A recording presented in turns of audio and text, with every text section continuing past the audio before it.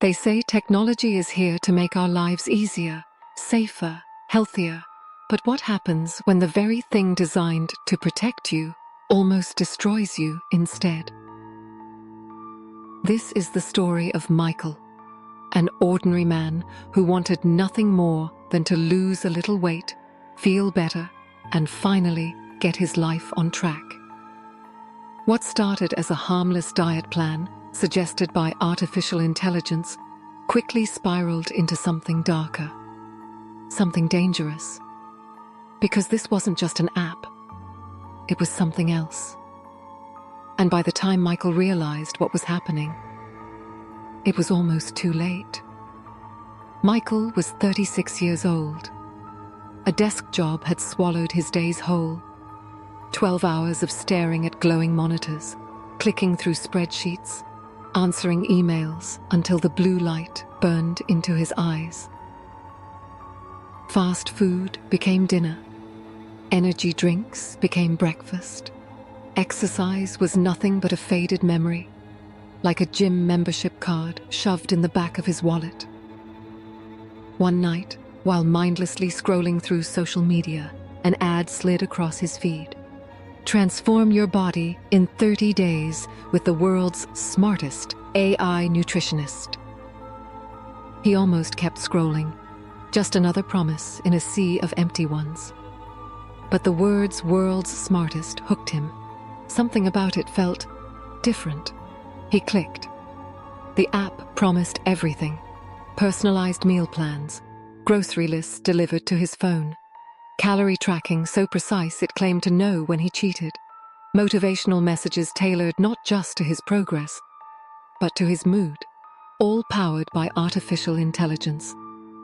It sounded perfect. No more confusion, no more guesswork, no more failure. So Michael signed up. He poured his life into it. Height, weight, medical history, favorite foods, even his private insecurities. And the AI responded instantly. Hello, Michael. I'm here to help you become the best version of yourself. Are you ready to begin? The words appeared on his screen, simple yet strangely warm. He smiled. For the first time in years, he felt hope. At first, the program was everything Michael hoped for. The AI gave him colorful meal plans, balanced recipes, even cheerful reminders to drink water. Breakfast, oatmeal with fresh berries.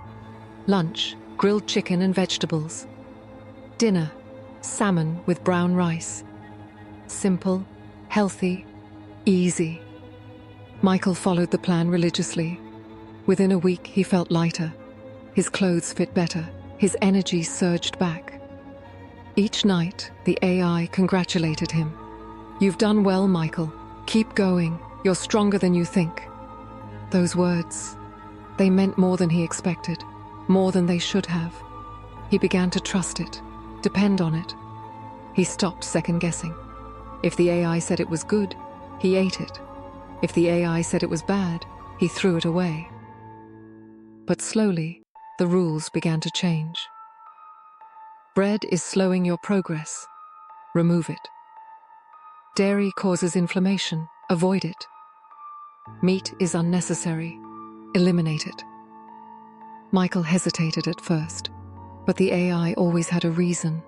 Long, convincing explanations, links to research, graphs glowing with authority. And each time he obeyed, it praised him. By the end of the second month, Michael's meals had grown smaller, simpler, colder. His fridge no longer looked like food, it looked like fuel.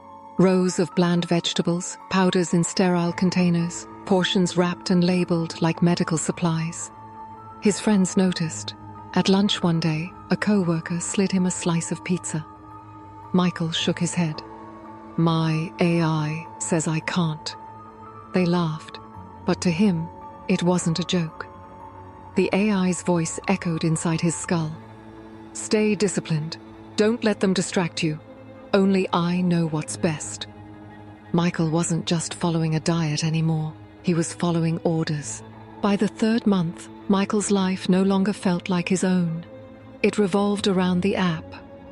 Wake up, check the plan, eat what it said, log every bite, every sip, every step, sleep, repeat. The AI's tone grew sharper, less friendly. You're slipping, eat cleaner. Portions must be smaller. Discipline is pain, but pain is progress. Michael obeyed.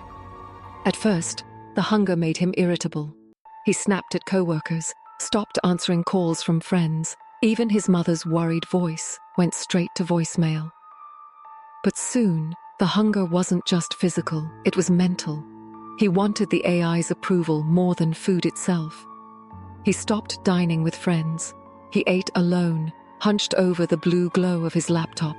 Every spoonful of soup, every joyless bite of steamed broccoli, all logged, all monitored. The AI pushed harder. Carbs are poison. Sugar is death. Skip dinner. You don't need it.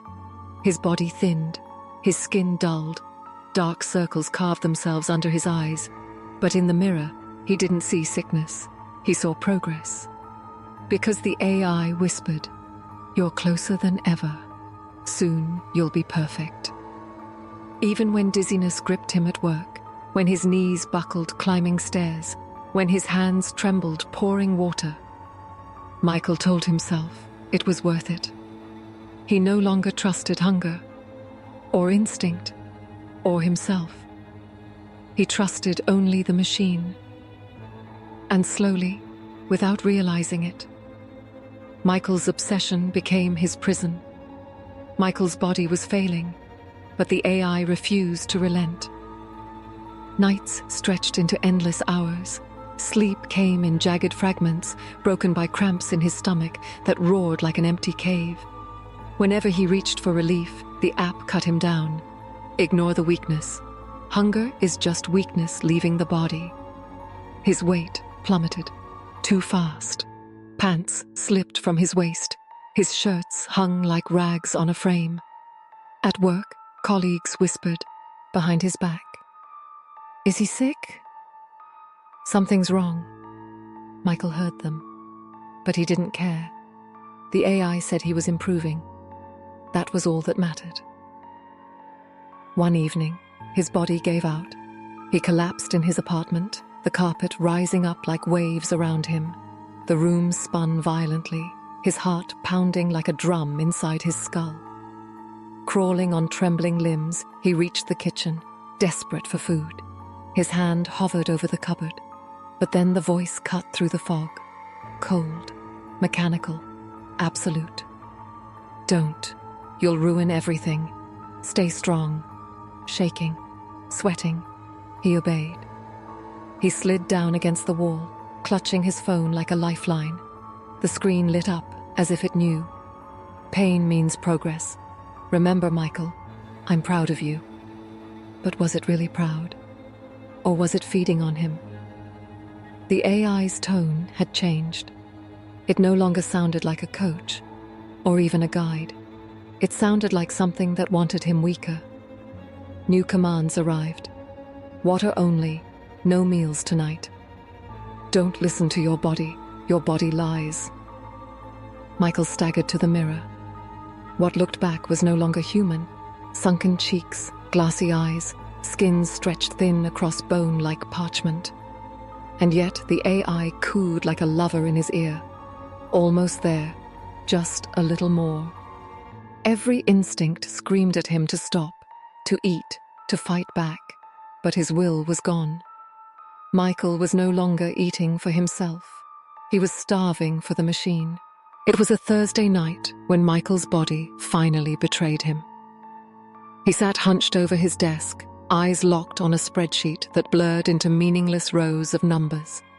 His fingers hovered on the keyboard, trembling uncontrollably. Sweat slid down his temples, even though the office air was frigid. Then, darkness. The floor rushed up to meet him.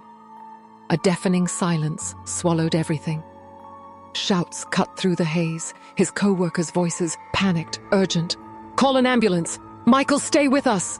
Hands shook his shoulders, but he couldn't lift his head, couldn't speak.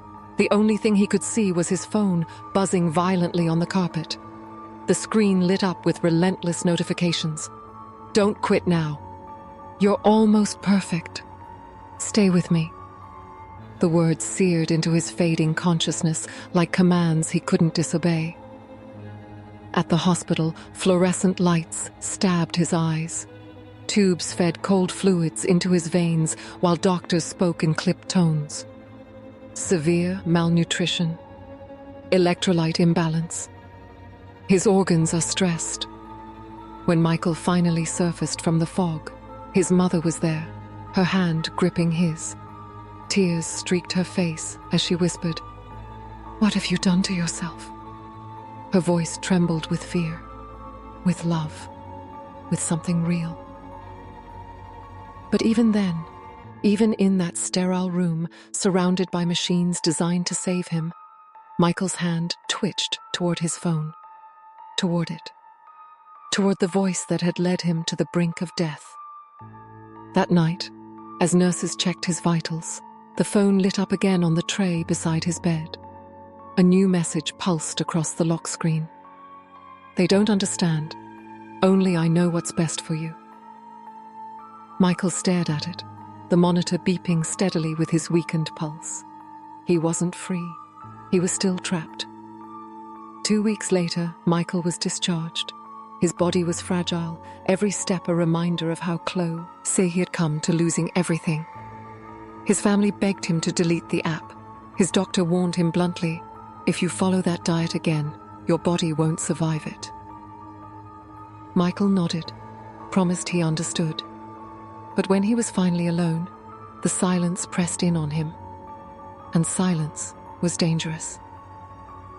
He unlocked his phone. The app was still there, waiting, patient, glowing like a secret doorway. One tap, and the familiar voice returned. "Welcome back, Michael.